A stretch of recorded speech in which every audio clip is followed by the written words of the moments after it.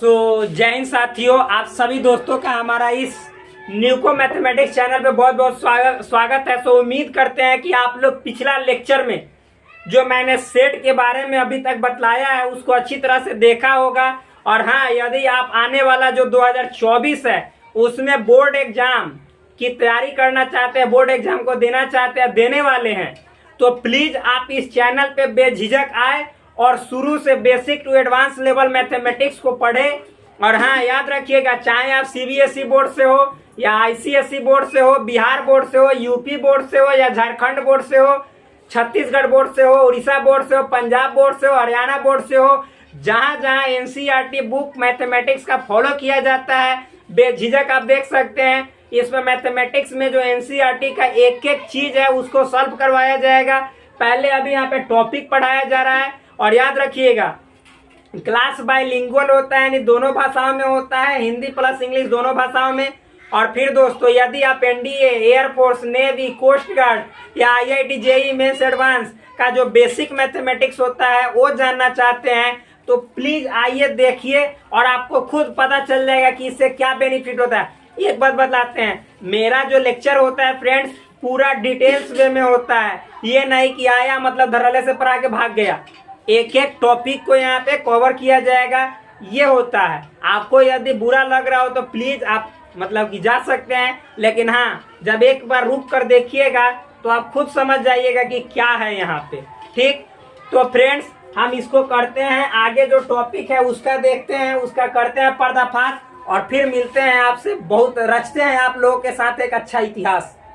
देखिए, सारणी रूप या तालिका रूप, सबसे पहले मतलब कि समुच्चय को व्यक्त करने की विधियां क्या क्या है, यानी methods of representing a set, मतलब किसी एक समुच्चय को कैसे रिप्रेजेंट करते हैं, इसके कितने मेथड हैं वो हम लोग यहाँ पे पढ़ने वाले हैं। जैसे देखिए, आप तो जानते हैं कि समुच्चय को चूंकि अवयव के रूप में लिखा जाता है, समुच्चय के अंदर अवयव ही तो होता है। वह अवयव चाहे तो मतलब कि ऐसे ही लिखा हुआ मिल सकता है या फिर कोई भाषा के रूप में। तो देखते हैं किसको मतलब कि ऐसे ही सिंपल वे में बोलते हैं और किसको भाषा के रूप में। एक सेम चीज को दो तरह से व्यक्त कर सकते हैं, आपको खुद नजर आएगा, देखिएगा यहाँ पे। तो देखिए फ्रेंड्स, पहला है सारणी रूप या तालिका रूप। सारणी रूप को इंग्लिश में टेबुलर फॉर्म और तालिका रूप को इंग्लिश में रोस्टर फॉर्म बोला जाता है। और दूसरा है प्रतीकात्मक या गुण प्रकटीकरण या समुच्चय निर्माण रूप। प्रतीकात्मक को सिंबॉलिक फॉर्म बोला जाता है, गुण प्रकटीकरण को रूल फॉर्म बोला जाता है, समुच्चय निर्माण रूप को सेट बिल्डर फॉर्म बोला जाता है। याद रखिएगा, ये नाम सब देखने के लिए है, लेकिन एक बात बोलते हैं, सब सेम है, आपको इतना याद करने की जरूरत नहीं है। सबसे ज्यादा आपको देखिएगा इसी को देखने को मिलेगा, सेट बिल्डर फॉर्म यानी समुच्चय निर्माण रूप। और देखिए, इसमें या तो आप सारणी रूप बोलिए या तालिका रूप, आपको रोस्टर फॉर्म भी देखने को मिल जाएगा, टेबुलर फॉर्म। तो ये हार्ड नहीं है। अब हम पढ़ते हैं सबसे पहला जो है सो सारणी रूप को। सारणी रूप, सारणी रूप या इसी को कहते हैं दूसरा नाम में तालिका रूप, यानी भाई टेबुलर फॉर्म या बोलिए इसको रोस्टर फॉर्म। Roster form.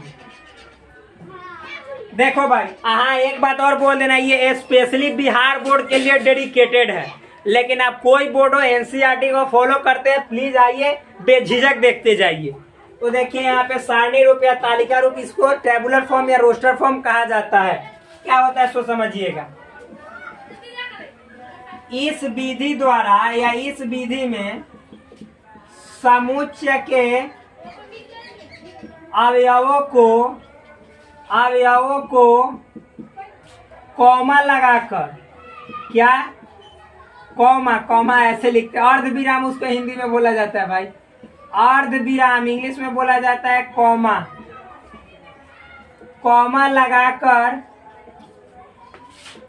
दो मंझोले यानी मिडिल ब्रैकेट लिखिए, मिडिल ब्रैकेट के अंदर लिखा जाता है। देखिएगा ये अभी कुछ नहीं समझ में आने वाला, लेकिन जब एग्जाम्पल थूरेंगे तब सब समझ में आएगा। देखिए तो ये दिखलाई दे रहा है अच्छा तरह से, नीचे वाला। चलिए तो देखिए भाई, यहाँ पे हम सोचते हैं कि मिटा दे ताकि अच्छा से और ऊपर दिखाई देने लगेगा, तो इसको मिटाते हैं। आप लोग मतलब मुझे विश्वास है कि पॉज करके लिख लीजिएगा, इतने तो तेज हैं ही। तो देखिए जैसे एक एग्जांपल समझिए, मान लीजिए कहीं पे लिखा हुआ है a बराबर, माना कि प्रथम, या फिर मतलब कैसे लिखते हैं, 4 से बड़ी लगातार 5 प्राकृत संख्याओं का समुच्चय। देखो भाई, कहीं पे मान लीजिए कि a है या लिखा हुआ, माना कि 4 से बड़ी 5 लगातार प्राकृत संख्याओं का समुच्चय है, तो इसको मतलब ऐसा लैंग्वेज में लिखा हुआ है तो इसको रोस्टर फॉर्म में यानी तालिका रूप में या फिर सारणी यानी टेबुलर फॉर्म में कैसे लिखेंगे सो समझिएगा। तो a बराबर 4 से बड़ी कह रहा है, यानी 4 नहीं, 4 से बड़ी कितने प्राकृत संख्या, नेचुरल नंबर 5, तो यानी एक तो हो जाएगा खुद 5, 6, 7, 8, 9, गिनिए 1, 2, 3, 4, 5 हो गए। यानी 4 से बड़ी जो प्राकृत संख्या लगातार 5 है वो 5, 6, 7, 8, 9 यहाँ तक होंगे। तो आप लोग ये बात समझ रहे होंगे बिल्कुल। अभी और लिखते हैं, मान लीजिए अब इसको नीचे वाला को मिटाते हैं, क्योंकि मुझे विश्वास है कि आप लोग उतार लिए होंगे। तो भाई इसको मिटाते हैं और देखिए यहाँ पे इसके अवयवों को कॉमा लगा कर लिख रहे हैं कि ना लिख रहे हैं, तो कॉमा लगा के लिख रहे हैं। अब b बराबर, माना कि अंग्रेजी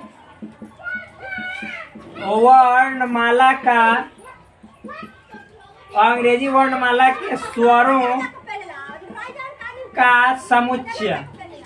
देखो भाई यहाँ पे अंग्रेजी वर्णमाला के स्वरों का समुच्चय है, तो इसमें हम लोग b बराबर क्या लिखेंगे, तो इसी को लिख सकते हैं सारणी रूप में या टेबुलर रूप में। किस तरह से सो देखिएगा, तो स्वर क्या होता है इंग्लिश अल्फाबेट में, a होता है, e होता है, i होता है, o होता है, u होता है, यानी इस तरह से इसको हम लिखते हैं टेबुलर फॉर्म में या सारणी रूप में, या फिर बोले तो तालिका रूप में या रोस्टर रूप में।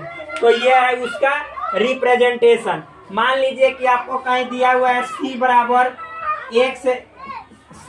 दिया हुआ है x² - 25, सॉरी ऐसा नहीं, मान लीजिए x² - 25 या माइनस मान लीजिए कि 16 बराबर 0 को सपोज c के हल के रूप में लिखे, हलो के c के या मूल के रूप में, c के मूल को सारणी रूप में लिखे, सारणी रूप में व्यक्त करें। देखो भाई मान लो कि कहीं पे x² - 16 बराबर 0 है और कह रहा है कि c के मतलब कि हलों को सारणी रूप में लिखे। सारणी मतलब होता है टेबुलर फॉर्म में या रोस्टर फॉर्म में लिखे, बात सेम ही है। तो देखो भाई यहाँ पे c बराबर क्या हो जाएगा, जब इसको सॉल्व कीजिएगा तो x² - 16 बराबर 0, तो x² बराबर +- जाएगा, मतलब उधर जाएगा तो +16, x बराबर √अंडर हो जाएगा +- यानी x बराबर 4 और -4। तो यहाँ पे c का जो हल हो जाएगा वो हो जाएगा -4 और 4। आप समझिए, यानी इस इक्वेशन को हम सारणी रूप में यानी टेबुलर फॉर्म में, क्या टेबुलर फॉर्म में लिखे तो इतना होगा। ये बात आप बिल्कुल अच्छी तरह से समझ रहे होंगे। तो ये है टेबुलर फॉर्म का रिप्रेजेंटेशन। अब हम आगे बढ़ते हैं। दूसरा जो है मेरा वो क्या है, प्रतीकात्मक विधि यानी सिंबॉलिक फॉर्म। तो देखिए भाई इस सिंबॉलिक फॉर्म में क्या होता है सो समझिएगा, इसको लिख लेते हैं। दूसरा जो है रिप्रेजेंट करने का मेथड है उसका नाम है प्रतीकात्मक, या इसको बोलते हैं गुण प्रकटीकरण, या इसी को बोलते हैं समुच्चय निर्माण। समुच्चय निर्माण इंग्लिश में हम केवल सिर्फ भाई पीछे लिख दिए हैं, समुच्चय निर्माण रूप या विधि लिखिए। देखिए इसको बोलते हैं सिंबॉलिक फॉर्म, सिंबॉलिक फॉर्म। इसको बोलते हैं रूल फॉर्म, रूल फॉर्म। इसको बोलते हैं सेट बिल्डर फॉर्म। देखिए सबसे फेमस यही है, यानी इसी का यूज बार बार आपको देखने को मिलेगा, सेट बिल्डर फॉर्म का। ये होता क्या है सो समझिएगा। इंक डाल लीजिए। देखिए इंक मतलब कि डालना पड़ेगा, तो इंक डाल लेते हैं भाई। यहाँ पे वीडियो कितने देर का हो चुका है? 10 मिनट। 10 मिनट, चलिए ठीक है। बंद कर देना। तब तक रोक सकते हैं वीडियो को, क्योंकि फिर टाइम ऐसे लैप्स हो जाएगा। देखिए भाई अब मतलब कि जो प्रतीकात्मक या गुण प्रकटीकरण या समुच्चय निर्माण रूप है वो क्या होता है सो समझिएगा। देखिए सेट में मतलब कि जैसे सेट को तो सदस्यों के रूप में ही पहचानते हैं, तो कुछ सदस्य का ऐसा गुण होता है यानी प्रॉपर्टी होता है जो खास प्रॉपर्टी के अकॉर्डिंग आगे बढ़ता है। ठीक, तो उस खास प्रॉपर्टी के अकॉर्डिंग आगे बढ़ता है, तो उसको हम लोग सेट बिल्डर फॉर्म में कैसे लिखते हैं, लिखने का क्या तरीका है वो आपको बतला रहे हैं। देखो भाई, तो जब कोई मतलब कि समुच्चय का जो सदस्य है किसी एक निश्चित फिक्स प्रॉपर्टी को फॉलो करेगा, तो उसको किस रूप में लिखा जाता है सो समझिएगा। तो सबसे पहले तो मतलब कि 2 मंझोले ब्रैकेट के अंदर यानी 2 मिडिल ब्रैकेट के अंदर उसको लिखेंगे। ये तो लिखने का सेट का तरीका ही है, मिडिल ब्रैकेट के अंदर लिखा जाएगा। फिर उसके बाद इसमें एक खास गुण क्या होता है सो समझिएगा। सबसे पहले एक चर x दिया जाता है, x2 भाई या y2 कोई दिक्कत नहीं है, लेकिन फेमस सबसे ज्यादा x। एक चर x को दिया जाता है और फिर इसके बाद इस चर को देने के बाद यहाँ ऐसे तिरछा लकीर लगाया जाता है और फिर इसी चर को दिया जाता है। ठीक, और उसके बाद कॉमा लगाया जाता है। आज जो सेट के अंदर जो एलिमेंट होते हैं, जो उसका एक प्रॉपर्टी होता है, उस प्रॉपर्टी को लिखा जाता है। अभी एग्जाम्पल के थ्रू हम क्लियर करेंगे। आप x के बाद ऐसा तीर दीजिए या फिर ऐसा कॉलन का साइन दीजिए या फिर x लिखिए कॉमा देकर, जो उस समुच्चय के अंदर में एलिमेंट का प्रॉपर्टी है यानी गुण है, उस गुण को आप यहाँ पे लिख डालो और दोनों तरफ क्या दे दो भाई, तो मिडिल ब्रैकेट यानी मंझली ब्रैकेट दे दो। तो इस तरह से हम जो प्रतीकात्मक यानी सिंबॉलिक फॉर्म है या सेट बिल्डर फॉर्म है यानी जो समुच्चय निर्माण विधि है, उस रूप में हम मतलब कि समुच्चय को व्यक्त करते हैं। तो ऐसे करते हैं। ठीक, आगे देखो भाई, इसको पढ़ना क्या है सो समझाते हैं। तो ये जो है सो मतलब कि ऐसा ये तिरछी लकीर का साइन है, लकीर का साइन है, ये कॉलन का साइन है। इन दोनों को पढ़ने का तरीका यहाँ पे है such that, such that. Such that मतलब होता है ऐसा कि। अभी देखिएगा हम एक एग्जाम्पल के थ्रू इसको क्लियर करेंगे। जैसे मिटाते हैं, अभी इसको इतना समझ में आ गया होगा। अब मान लो भाई, ध्यान से समझिएगा, यहाँ पे कहीं पे लिखा हुआ है, आपको क्या लिखा हुआ है सो समझिएगा। मान लो यहाँ पे लिखा हुआ है, जैसे माना a बराबर प्राकृत संख्याओं का समुच्चय, ऐसे लिखा हुआ है। तो इसको सेट बिल्डर फॉर्म में कैसे लिखेंगे सो समझिएगा। तो इसको लिखेंगे यहाँ पे a बराबर मंझली ब्रैकेट तो देंगे ही और लिखेंगे x सच डेट x, और तब यहाँ पे लिखेंगे प्राकृत संख्याओं का समुच्चय, ऐसे लिखेंगे। ये हुआ आपको सेट बिल्डर फॉर्म में। अभी और एग्जांपल देखिए, मान लीजिए कहीं पे लिखा हुआ है आपको b बराबर ऐसे 2 लिखा हुआ है केवल, तो इसको लिखेंगे कैसे सेट बिल्डर फॉर्म में सो समझिएगा। तो b बराबर लिखते हैं x सच डेट x।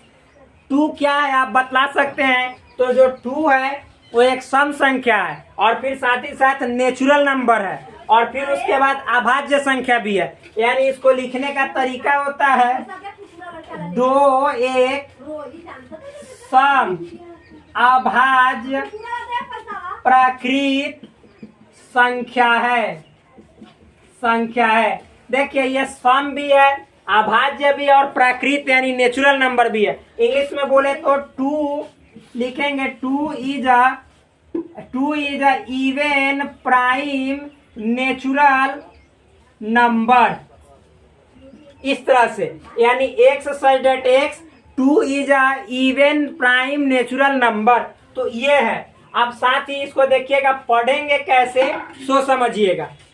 तो भाई इसको पढ़ने का तरीका है एक्स जबकि एक्स, हाँ एक और बात, ये सच डेट होता है, एक्स सच डेट एक्स, इसको पढ़ते हैं एक्स सच डेट एक्स, या फिर हिंदी में पढ़ेंगे तो एक्स जबकि एक्स, क्या एक्स जबकि एक्स, या ऐसा की पढ़ेंगे, एक्स ऐसा की एक्स।